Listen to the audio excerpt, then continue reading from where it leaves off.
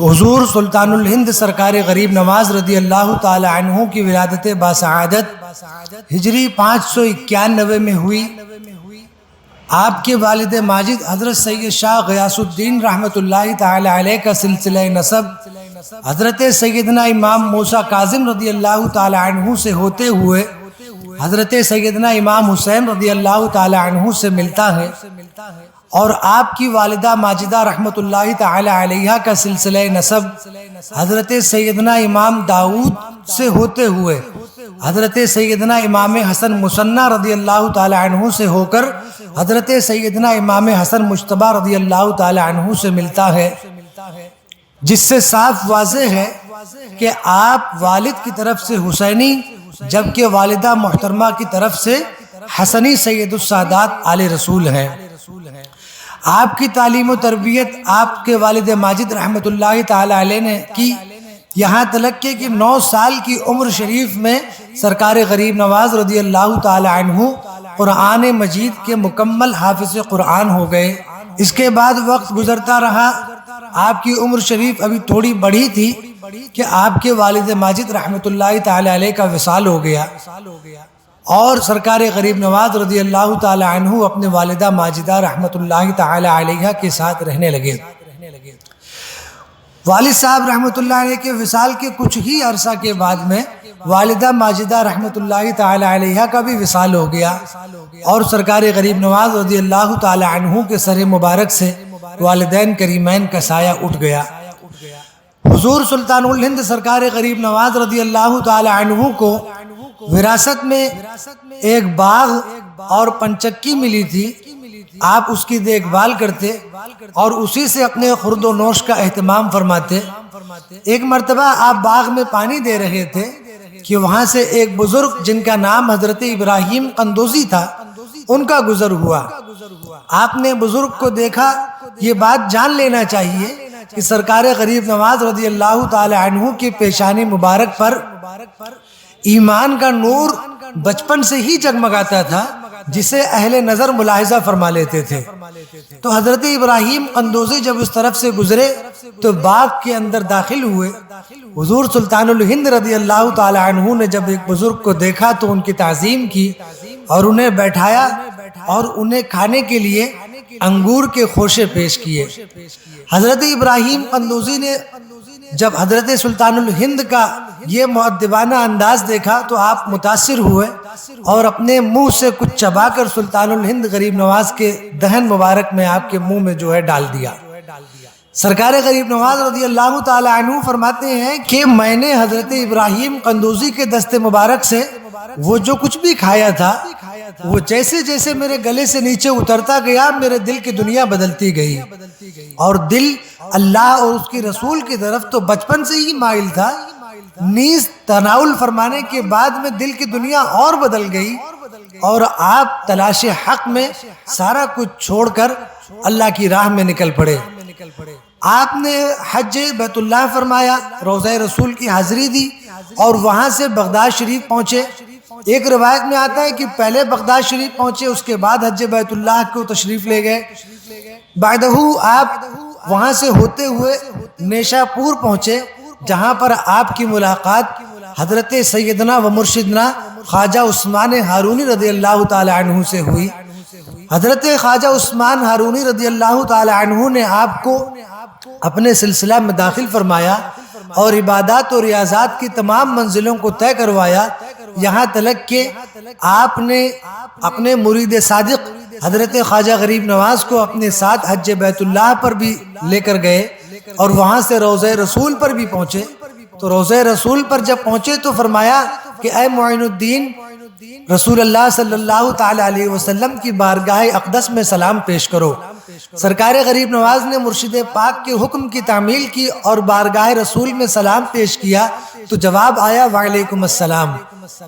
جب حضور پیر و مرشد سلطان الہند کے سرکار غریب نواز کے مرشد نے جب یہ دیکھا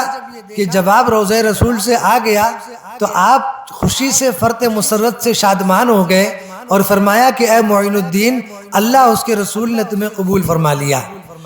اس کے بعد بشارت کے مطابق رسول اللہ صلی اللہ تعالی علیہ وسلم کی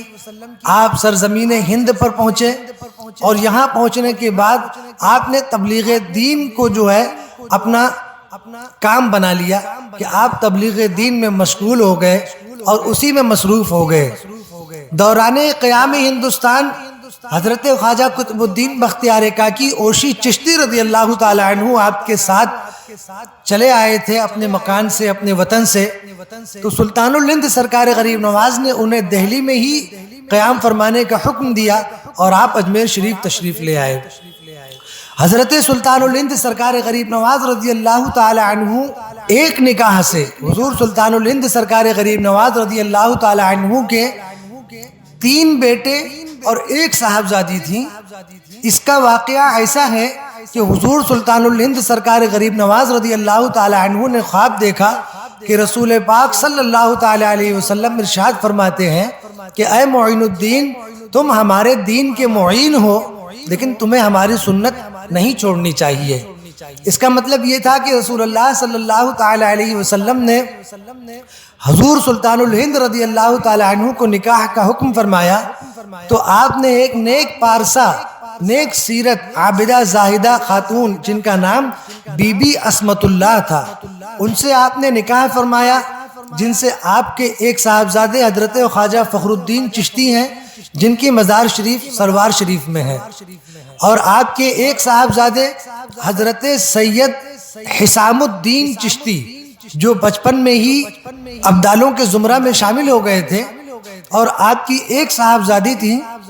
جن کا نام بی بی حافظہ جمال رحمۃ اللہ تعالی علیہ تھا۔ حضرت قاضی حمید الدین ناگوری رحمۃ اللہ علیہ کے صاحبزادے حضرت عبداللہ سے بی بی حافظہ جمال رحمۃ اللہ تعالی علیہ کا نکاح ہوا، اور جب بی بی حافظہ رحمۃ اللہ تعالی علیہ نے اپنے والد ماجد رحمۃ اللہ تعالی علیہ کے نقش قدم پر چلتے ہوئے تبلیغ دین کا راستہ اختیار فرمایا، تو بے شمار مستورات اور امت محمدیہ کی خواتین کو آپ سے فیض و برکت پہنچا۔ حضور سلطان الہند غریب نواز رضی اللہ تعالی عنہ کی بارگاہ عالی میں ایک مرتبہ ایک سید صاحب جن کا نام حضرت سید شاہ وجیہ الدین مشہدی تھا تشریف لائے، اور انہوں نے کہا کہ اے خواجہ معین الدین چشتی، میں نے خواب دیکھا ہے کہ حضرت امام جعفر صادق رضی اللہ تعالی عنہ مجھے حکم فرماتے ہیں کہ رسول اللہ صلی اللہ تعالی علیہ وسلم نے فرمایا ہے کہ میں اپنی صاحبزادی کا نکاح آپ کے ساتھ کر دوں۔ حضور سلطان الہند سرکار غریب نواز رضی اللہ تعالی عنہ نے جب یہ حکم سنا تو فرمایا کہ چونکہ یہ رسول اللہ صلی اللہ تعالی علیہ وسلم کا حکم ہے تو میں اس کو مانتا ہوں۔ اس طرح سے حضرت سلطان الہند رضی اللہ تعالی عنہ کا دوسرا نکاح ہوا، جن سے آپ کے ایک صاحبزادے حضرت خواجہ ضیاء الدین چشتی رحمۃ اللہ علیہ کی ولادت ہوئی، جن کی مزار مبارک احاطہ نور اجمیر شریف میں موجود ہے۔ حضور سلطان الہند سرکار غریب نواز رضی اللہ تعالی عنہ کی زندگی میں بے شمار کرامات کا ظہور ہوا، اسلام میں داخل ہوئے، اور آپ اذا جاء نصر اللہ والفتح ورأیت الناس يدخلون فی دین اللہ افواجا کی عملی تفسیر بنے ہوئے تھے۔ بے شمار صوفیاء اکرام، اولیاء اکرام آپ سے فیضیاب ہوتے رہے، اور آپ کے خلفاء اور آپ کے فیض یافتہ بزرگوں کا ایک بہت کثیر سلسلہ سرزمین ہند و پاک میں پھیل گیا۔ حضور سلطان الہند سرکار غریب نواز رضی اللہ تعالی عنہ کا یہ سلسلہ فیض اس قدر وسیع و عریض ہوا، اس قدر وسیع و عریض ہوا کہ آج خلد آباد شریف، ملک دکن میں اور ہندوستان و پاکستان کے دیگر مقامات پر بھی آپ کے سلسلہ چشتیہ سے جاری بزرگان دین کی ایک بہت کثیر جماعت موجود ہے، جن کی مزارات اور جن کی خانقاہیں سلسلہ چشتیہ کے فیضان کو عام فرما رہی ہیں۔ حضرت خواجہ قطب الدین بختیار کاکی اوشی چشتی رضی اللہ تعالی عنہ فرماتے ہیں کہ میرے پیر و مرشد سلطان الہند سرکار غریب نواز نے ایک مرتبہ فرمایا کہ موت ایک راستہ ہے جو محبوب کو حبیب سے ملاتا ہے۔ اس کا مطلب اہل دل سمجھ چکے تھے کہ کس چیز کا وقت آ پہنچا ہے۔ اس فرمان کے بعد حضور سلطان الہند سرکار غریب نواز رضی اللہ تعالی عنہ کو ایک ہی لگن رہتی تھی کہ کسی طرح اڑ کر محبوب حقیقی سے جا کر ملاقات کریں۔ آپ فرمایا کرتے تھے کہ زندگی دو دوستوں کے درمیان دیوار ہے، اب اس دیوار کے گرنے کا وقت آ گیا ہے، اور نفس مطمئنہ آفاقی پرواز کے لیے اپنے بالوں پر درست کرنے لگی۔ 6 رجب المرجب ہجری 637 کو بعد نماز عشاء آپ نے خود کو ایک حجرے میں بند کر لیا اور کسی کو اندر آنے کی اجازت نہیں دی۔ غلامان غریب نواز ساری رات تسبیح و تحلیل کی آوازیں سنتے رہے، پھر رفتہ رفتہ یہ آواز دھیمی ہونے لگی، اور صبح صادق کے وقت جب ستاروں کی روشنی ماند پڑنے لگی تو یہ نیر اکبر بھی اپنی کرنوں کو ہمیشہ کے لیے دنیا میں بکھیر کر عرش کی تجلیوں میں مل گیا، یعنی کہ حضور سلطان الہند سرکار غریب نواز رضی اللہ تعالی عنہ نے وصال فرما لیا۔ انا للہ و انا الیہ راجعون۔ جب صبح کو خدام خواجہ نے دروازہ کھولا تو دیکھا کہ آپ کے پیشانی مبارک پر لکھا ہوا تھا ھذا حبیب اللہ ومات فی حب اللہ، یہ اللہ کا حبیب ہے اور اس نے اللہ کی محبت میں اس دنیا کو الوداع کہا۔